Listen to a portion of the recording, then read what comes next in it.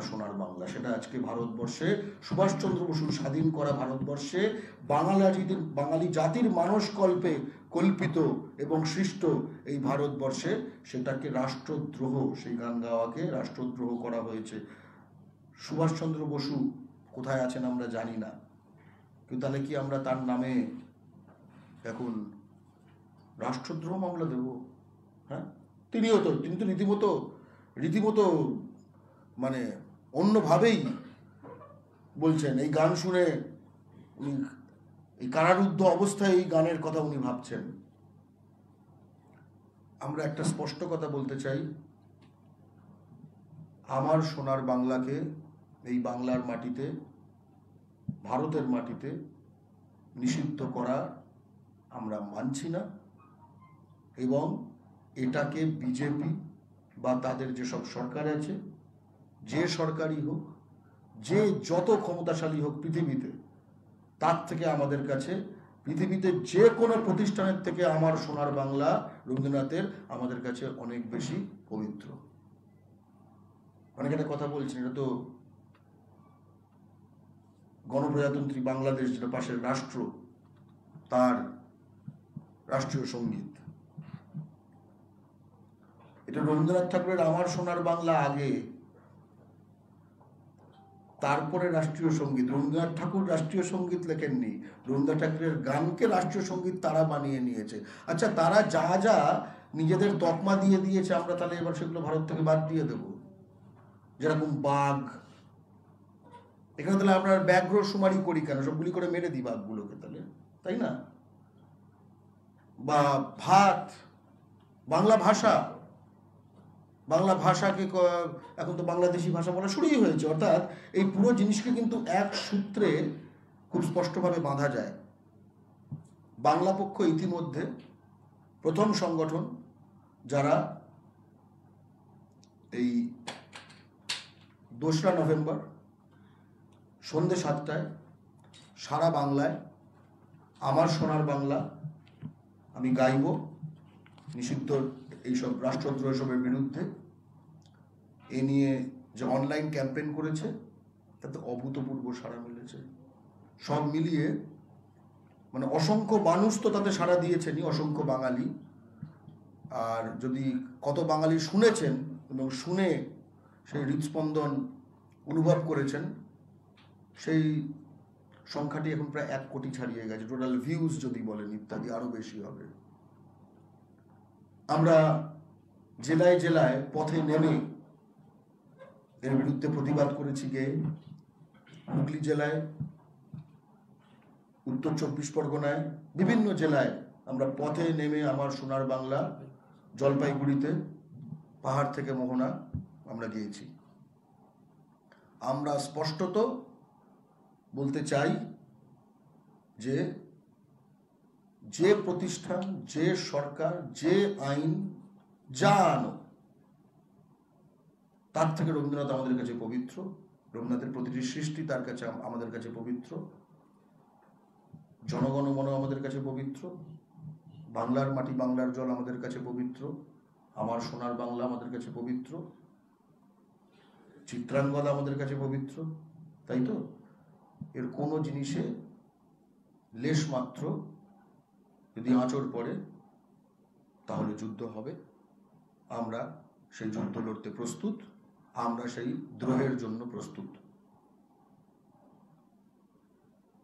এবং একই সাথে যেন বাঙালি জাতির যা যা কিছু সম্পদ, সব কিছুর উপর হয় নিষিদ্ধ করে দেওয়া রাষ্ট্রদ্রোহ বলে, কিংবা এতটাই বদলে দেওয়া যে বাঙালি জাতি আর তার নিজের সম্পদটুকু না চিনতে পারে এবং তাকে না জিজ্ঞেস করে। আপনাদের মনে পড়ে যখন বাংলার মাটি, বাংলার জল এই গানটিকে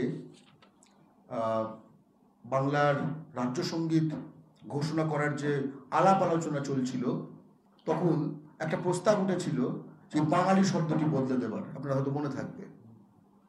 এবং তখন স্বাভাবিকভাবেই এবং ঠিকই এ নিয়ে যথেষ্ট প্রতিবাদ হয়েছিল।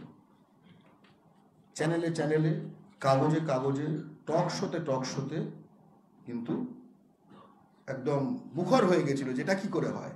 রবীন্দ্রনাথের ওপর কলম চালাচ্ছে কোনো সরকার, তাই না? এবং সরকার থেমে গেছিল। তাদের সেই ইন্টেনশন ছিল কি না ছিল জানি না। শেষ অবধি যে বিজ্ঞপ্তি এসেছিল তাতে আমার সোনার বাংলা, রবীন্দ্রনাথ ঠিক যেভাবে লিখেছিলেন ঠিক সেভাবেই, সরি, বাংলার মাটি বাংলার জল যেভাবে লিখেছিলেন বাঙালি শব্দটি সহ, সেইভাবেই আমাদের রাজ্য সঙ্গীত হিসেবে গৃহীত হয়েছে। কিন্তু বঙ্কিমচন্দ্রের বন্দে মাতরম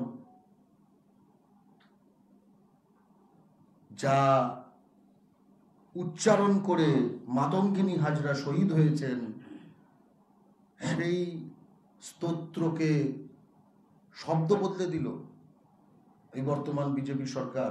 এবং সারা ভারতে বন্দে মাতরম গাওয়ার উপর ভিত্তি করে রাষ্ট্রপ্রেম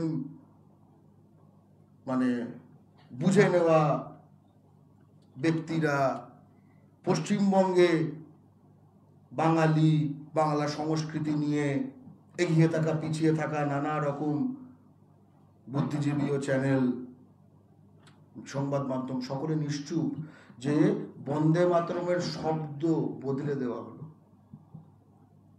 বন্দে মাতরমের শব্দ বদলেছে কারা? ভারত সরকার, ভারতের কেন্দ্রীয় সরকার। এটা অতটা গুরুত্বপূর্ণ হতো না যদি না তারা এটাকে সারা বিশ্বের কাছে এভাবে প্রচারিত করত। বন্দে মাতরমের 150 বছর এরকম একটি প্রোগ্রাম তারা করলো। প্রথমত এই প্রোগ্রামটি ভুয়া, এটাও জেনে রাখা দরকার। বাঙালি যেন দিল্লির থেকে বাংলা ও বাঙালির ইতিহাস না শেখে, বাংলা ও বাঙালির সম্বন্ধ দিল্লি থেকে না শেখে। বহিরাগতদের ইউটিউব চ্যানেল থেকে যেন আমরা আমাদের ইতিহাস না শিখি। 1874 সালে মোটামুটি অক্টোবর মাসে বাংলা সাহিত্যের প্রখ্যাত গবেষকরা যা বার করেছেন, 1874 সালে বন্দে মাতরম বা আনন্দ মঠের ওই অংশটি রচিত হয়েছিল। তারপরে নানা ধাপে ধাপে সিরিয়ালাইজ হয়ে সেটা ছাপা হয় এবং তারপরে আনন্দ মঠের অংশ হিসেবে ছাপা হচ্ছে। ফলে বন্দে মাতরমের 150 বছর বেশ কয়েক বছর আগে হয়ে গেছে, যদি সেভাবে বলতে চাই। কিন্তু যা হোক, যখন ভারত সরকার যখন এটিকে নেয়, তখন তো বিশ্বের কাছে আমরা যে নিজেদের যে মুখ তুলে ধরব, সেটা তো ভারত সরকার সেই মুখ তুলে ধরবে এবং সত্যবাদিতার সঙ্গে তুলে ধরবে, এটাই তো আমরা আশা করেছিলাম। এই আশায়, এই ভরসাই তো বাঙালি বিশ্বের সঙ্গে, ভারতের বাঙালি বিশ্বের সঙ্গে তার সম্পর্কের যে ভার ভারত সরকারকে দিয়েছে, সেটা তো এই বিশ্বাসে। সেই বিশ্বাস ভঙ্গ করে বঙ্কিমচন্দ্রের বন্দে মাতরমের শব্দ বদলে দেওয়া হলো। এইখানে রয়েছে আনন্দমঠ। আনন্দমঠের যদি আপনারা চলে যান, ঠিক আছে, 10ম পরিচ্ছেদে যদি চলে যান, আমি খুব দ্রুত পড়ব। 10ম পরিচ্ছেদ শুরু হচ্ছে এখানে, ঠিক আছে, যেখানে আসলে বন্দে মাতরম রয়েছে। ভবানন্দ সহসা ভিন্ন মূর্তি ধারণ করিলেন, সে স্থির মূর্তি ধীর প্রকৃতি সন্ন্যাসী আর নাই, সেই রণনিপুণ বীর মূর্তি সৈন্যদক্ষের মুন্ডাবর্তীর মূর্তি আর নাই। এখনই যে গর্বিতভাবে মহেন্দ্রকে তিরস্কার করিতেছিলেন, সে মূর্তি আর নাই। যেন জ্যোৎস্নাময়ী শান্তি শালিনী পৃথিবীর প্রান্তর কানন নদ নদীময় শোভা দেখিয়া তার চিত্তের বিশেষ স্ফূর্তি হইল। সমুদ্র যেন চন্দ্রোদয় হাসিল। ভবানন্দ হাস্যমুখ বাংময় প্রিয় সম্ভাষী হইলেন, কথাবার্তার জন্য বড় ব্যগ্র। ভবানন্দ কথোপকথনের জন্য অনেক উদ্যম করিলেন, কিন্তু মহেন্দ্র কথা কইল না। তখন ভবানন্দ নিরুপায় হয়ে আপন মনে গীত আরম্ভ করিলেন, বন্দে মাতরম। সুজলাং সুফলাং মলয়জ শীতলাং শস্য শ্যামলাং মাতরম। মহেন্দ্র গীত শুনিয়া কিছুটা বিস্মিত হইয়া কিছু বলিতে পারিল না। সুজলা সুফলা মলয়জা শীতলা শস্য শ্যামলা মাতা কে? খুব গুরুত্বপূর্ণ প্রশ্ন। মাতা কে? জিজ্ঞাসা করিল মাতা কে? উত্তর না করিয়া ভবানন্দ গাইতে লাগিলেন, শুভ্র জ্যোৎস্না পুলকিত যামিনীম ফুল্ল কুসুমিত দ্রুমদল শোভিনীম সুহাসিনীম সুমধুর ভাসিনীম সুখদাং বরদাং মাতরম। মহেন্দ্র বলিল, এটা দেশ, এ মা নয়। ভবানন্দ বলিলেন, আমি অন্য মা মানি না, জননী জন্মভূমিষ্ঠ স্বর্গারতি করিয়েছি। আমরা বলি জন্মভূমি জননী, আমাদের মা নাই, বাপ নাই, ভাই নাই, বন্ধু নাই, স্ত্রী নাই, পুত্র নাই, ঘর নাই, বাড়ি নাই, আমাদের আছে কেবল সেই সুজলা সুফলা মলয়জা সমীরণ শীতলা শস্য শ্যামলা। তখন বুঝিয়া মহেন্দ্র বলিলেন, তবে আবার গাও। ভবানন্দ আবার গাইলেন বন্দে মাতরম। এই হচ্ছে যেখানে এই আবার গাইলেন বলতে যে জায়গাটা, এইখানে আসলে আমরা বন্দে মাতরম যে স্তোত্রটি পুরোটা যেটা আছে, বন্দে মাতরম সুজলাং সুফলাং মলয়জ শীতলাং শস্য শ্যামলাং মাতরম শুভ্র জ্যোৎস্না পুলকিত যামিনীম ফুল্ল কুসুমিত দ্রুমদল শোভিনীম সুহাসিনীম সুমধুর ভাসিনীম সুখদাং বরদাং মাতরম। তারপরে যে আলাদা করে মার্ক আউট করে দিচ্ছে যে জায়গাটা, সেই জায়গাটায় আসতে চাই। সেইটা হচ্ছে এই জায়গাটা, সপ্তকোটি কণ্ঠ কল কল নিনাদ করালে। সপ্তকোটি, পরের লাইন, দ্বিসপ্তকোটি ভুজর্ধই তখর করবালে, মানে 7 কোটি কণ্ঠ। আর এক্ষেত্রে 7 কোটি কণ্ঠর ভুজার কথা বলা হচ্ছে। ভুজা মানে হাত, দ্বিসপ্তকোটি মানে 14 কোটি হাত, সেটাকে দ্বিসপ্তকোটি বলা হচ্ছে। এবং অবলা কেন মা এত বলে, অনেকে এটাকে সংস্কৃত গান বলার চেষ্টা করেন।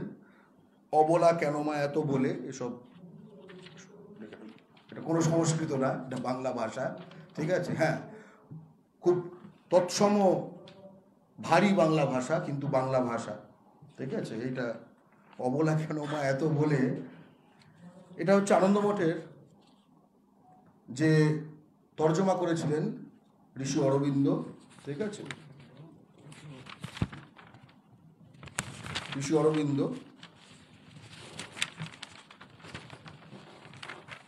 এবং ঋষি অরবিন্দ বলছেন,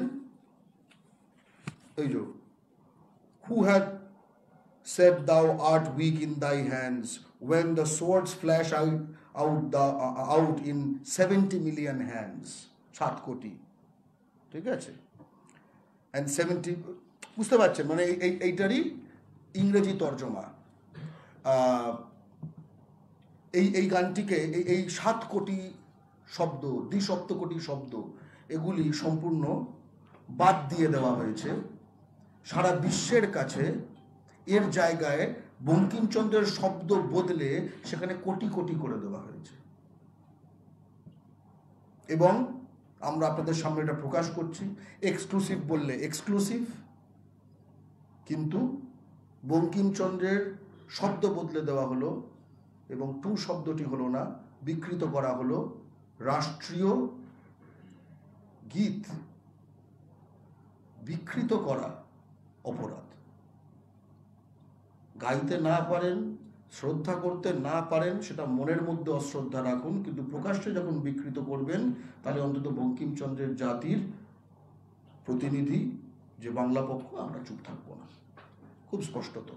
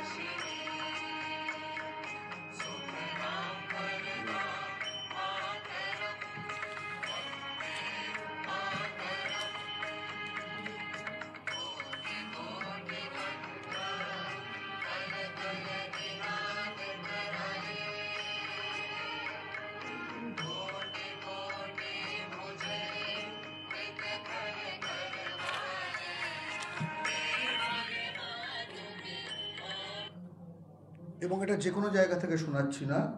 এই চ্যানেলটির নাম নরেন্দ্র মোদী, এটা আমাদের ভারতবর্ষের প্রধানমন্ত্রীর অফিসিয়াল ইউটিউব চ্যানেল।